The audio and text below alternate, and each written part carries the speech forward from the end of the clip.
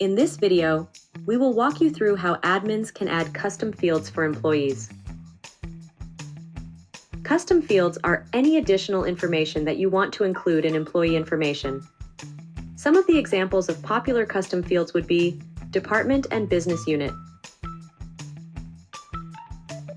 Log in as an admin. Go to Settings and click on Custom Fields under General Settings. Click the blue Add New button at the top right. Once a pop-up appears, fill out the following fields.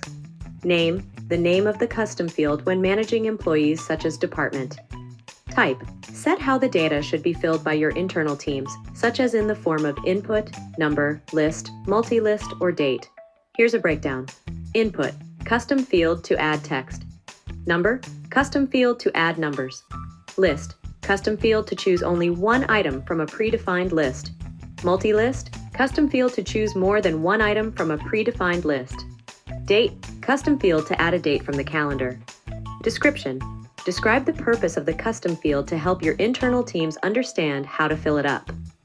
Now click on the Visibility tab and tick where you'd like the custom fields to appear with the following configurations. Visible, visible as a field in the employee edit form.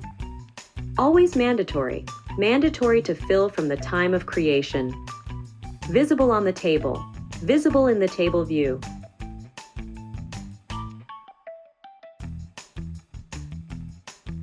How to delete a custom field. Click on the custom field you wish to delete, and then click on the Delete button. Choose Yes Delete to remove the custom field. How to edit a custom field. Click on the custom field you wish to edit and make the necessary changes.